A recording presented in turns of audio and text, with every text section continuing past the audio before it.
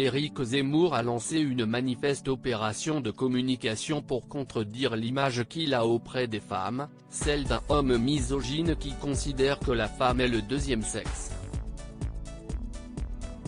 D'une part, il y a le hashtag qui a fleuri sur Twitter les Femmes avec Zemmour, montrant celles qui soutiennent le polémiste presque candidat à la présidentielle et ses idées.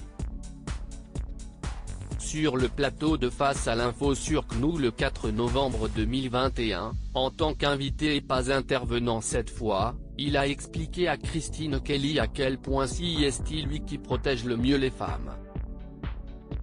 Le même jour mais sur France 2, il était au cœur de Complément d'enquête, qui se penche sur l'ascension de ce polémiste qui n'hésite pas à multiplier les attaques médiatiques.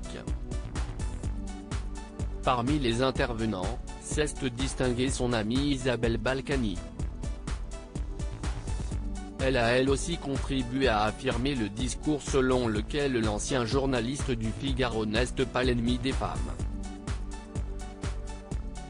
C'est qu'il est d'une galanterie extraordinaire.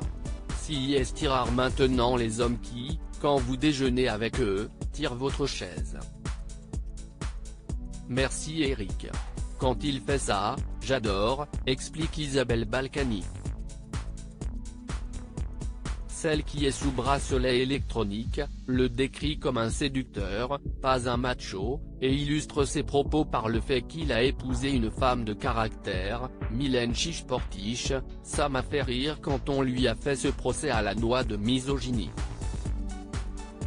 Mylène est une fille intelligente, c'est une femme forte, combattante, c'était ridicule. Avec Mylène Chiche-Portiche, Éric Zemmour a eu 3 enfants qu'il préserve farouchement des médias, Hugo, né en 1997, Thibaut, en 1998 et Clarisse, en 2004.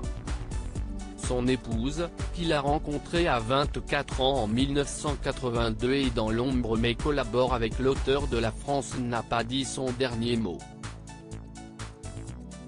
Avocate spécialisée dans le droit des faillites, elle a fondé avec son mari la maison d'édition Rubempré qui édite notamment le travail de l'essayiste controversé.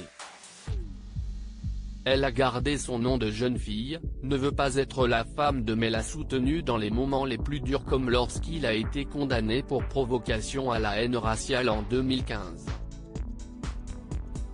La Lumière, c'est la jeune conseillère du chroniqueur, Sarah Knafo, qui la prend actuellement. Mylène Chiche-Portiche préfère rester dans l'ombre, protéger sa famille et poursuivre sa carrière professionnelle. D'après Le Point, Mylène Chiche-Portiche lui tient tête et ne craint pas de le recadrer lorsqu'elle estime que la notoriété lui fait tourner la tête.